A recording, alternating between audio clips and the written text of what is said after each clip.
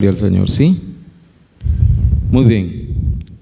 Agradezco al Señor esta oportunidad de poder estar aquí juntamente con mi hermano pastor Víctor Hugo Carrillo Miranda, pastor de Iglesia Evangélica Centroamericana Jesús el Buen Pastor de Guazacapán, con el objetivo de realizar esta entrevista relacionada con sexualidad.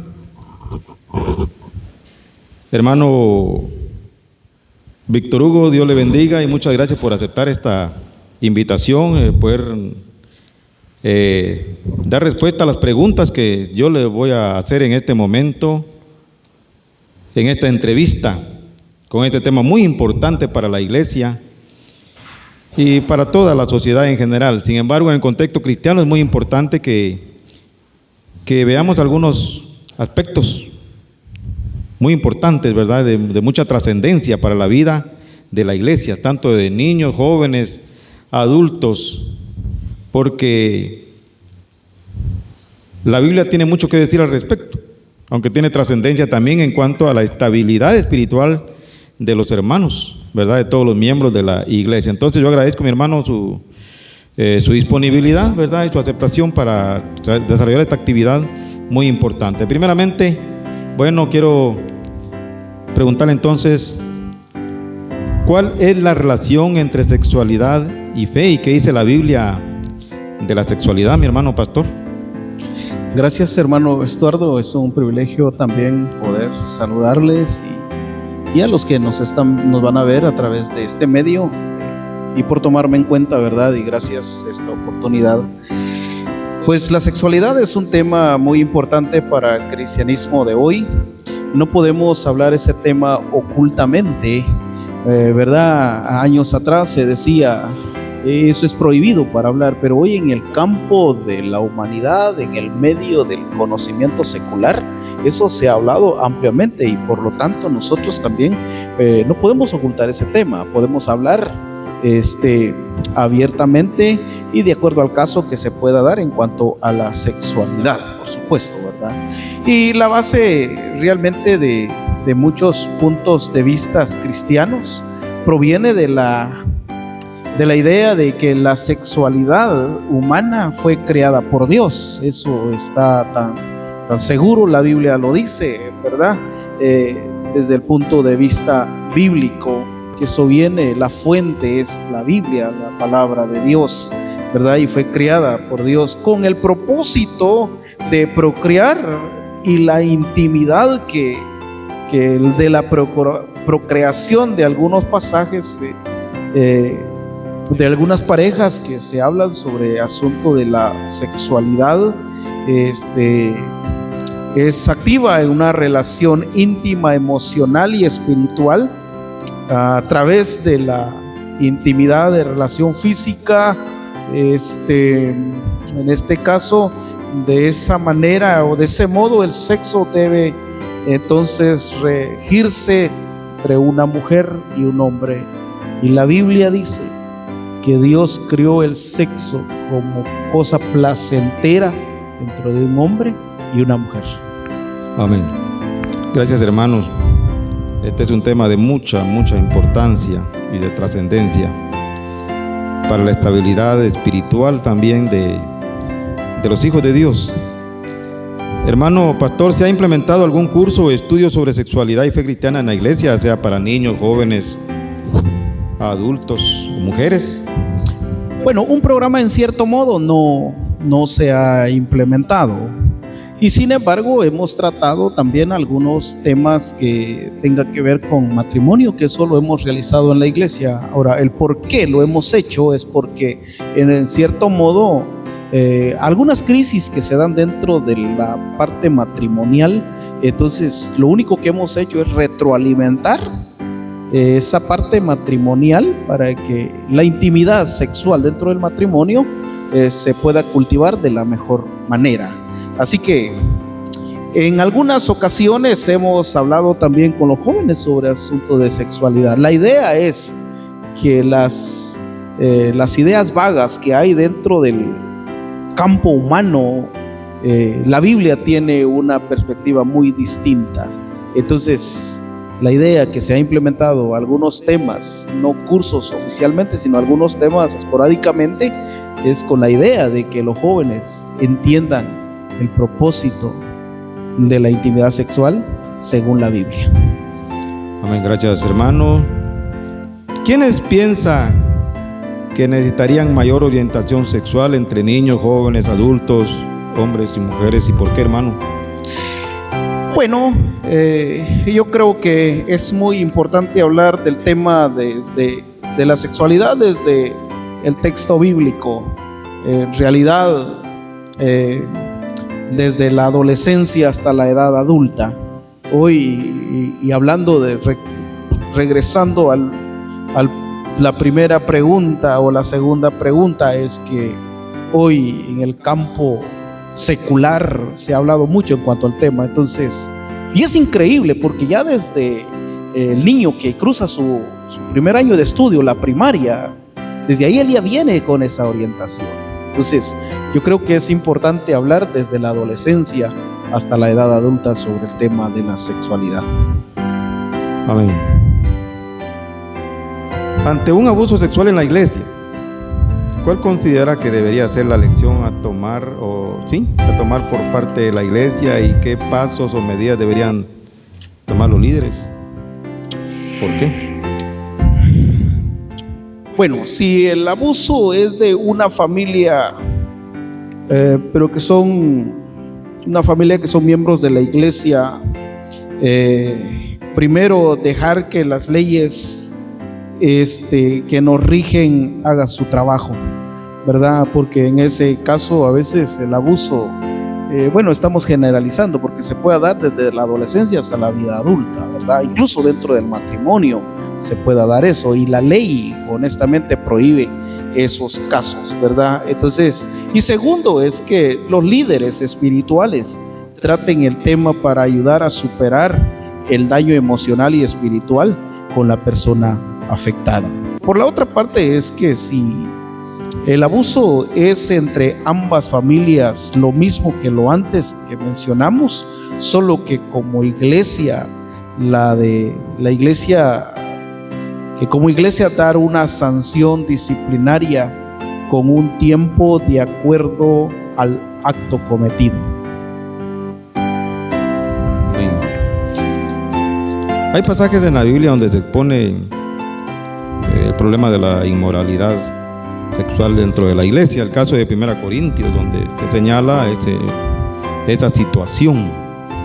¿Qué piensa de los pasajes donde se expone estos problemas de inmoralidad sexual dentro de la iglesia, mi hermano Carrillo? Bueno, desde la creación, Satanás está tratando de destruir todo lo que Dios creó. Desde el inicio de la creación, todo lo bueno que Dios ha creado, y lo único que Satanás está haciendo es destruir la creación de Dios. Y la iglesia, sabemos que Satanás sigue haciendo su misma tarea, pero nunca lo ha logrado. Algunas ocasiones se han dado, ¿verdad?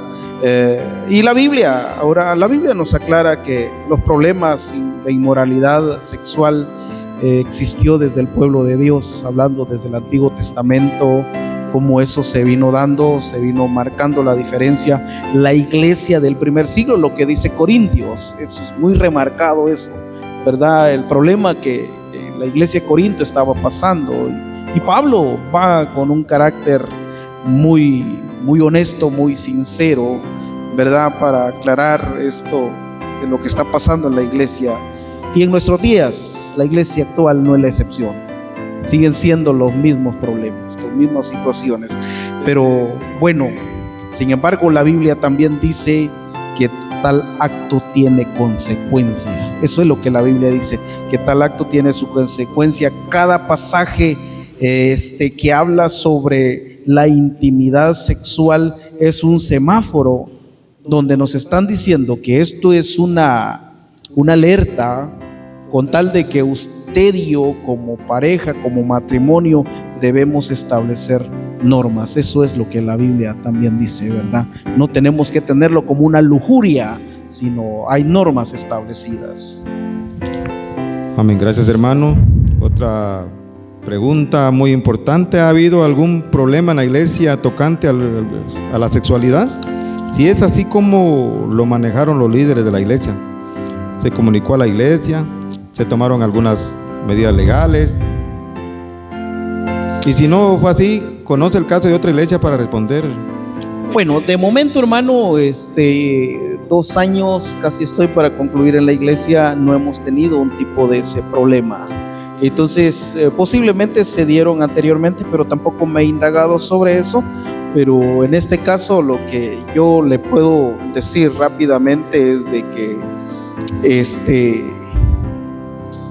de modo que no, pero siendo el caso así, diría y pienso que la decisión a tomar es buscar el problema de raíz. Buscar el problema de raíz, el efecto de la causa, si existió algún prejuicio y el daño colateral que se dio. Entonces eso se hace ya de manera profesional, con mucha discreción, ¿verdad? Para que las personas afectadas y el que afectó no se sientan culpables, sino hay que encontrar de raíz el problema. Como líder, si se toma una suspensión disciplinaria y desde luego informarlo a la iglesia que dicha persona es disciplinada por un asunto personal sin dar detalles sobre el caso, eso tampoco vamos a seguir que ese daño se siga dando, ¿verdad? Sino informar que está suspendido únicamente por algunos asuntos personales, aunque ya de raíz los líderes espirituales ya conocen el tema, ¿verdad? Y se le da a la persona oportunidad para que vaya restaurando su vida familiar, que vaya restaurando su comunicación familiar, incluso con la iglesia, y desde luego restaurar su comunicación espiritual. Gracias, hermano pastor. ¿Cuál considera que es la actitud a la defensiva o a la ofensiva, neutral, o se involucra o se aparta? ¿Es una tendencia o un tabú de la iglesia en Guatemala en torno a los problemas de sexualidad, incluidos homosexualidad, pornografía, ideología de género? ¿Qué hace la iglesia al respecto? ¿Los afronta o se pone neutral o a la defensiva? Bueno, la pregunta es un poco encontrada, ¿no? Sin embargo, tengo dos pormenores. Uno es lo que yo creo que en cierto modo la ideología de género por muchos años ya existía en Guatemala. No es ahora en estos últimos 2 años, no, ya existía en Guatemala, pero con el nombre que hoy, no con el nombre que hoy se conoce como ideología de género, sino por sus nombres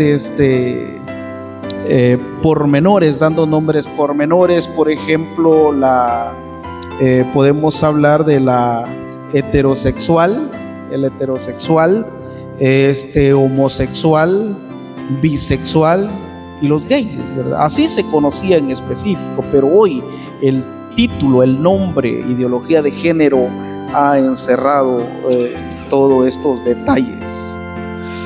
Como este tema es un tema, ¿qué le digo?, de un sistema mundial, que no solo es en Guatemala, sino es mundial, que los países están interesados que ese sistema se esté desarrollando, y la iglesia, ahora inculcamos a la iglesia que la iglesia es llamada a darle un mejor tratamiento a este sistema. Cuando estoy diciendo darle un tratamiento, es que sacarle la parte negativa a los hombres y mujeres de la iglesia, tal como la Biblia lo dice. Y la Biblia dice de los orígenes que creó Dios varón y hembra, hombre y mujer. Eso es lo que la Biblia dice, y eso es el tratamiento que nosotros tenemos que darle. Así que como iglesia nos debemos a enfocarnos sobre estos estudios, que es muy importante. Así que, hermano Estuardo, le agradezco por tomarme en cuenta y esta participación, y que Dios bendiga su vida. Ha sido un gusto, hermano, un placer en el amor del Señor, y también agradecerle por su disposición. Muchas gracias.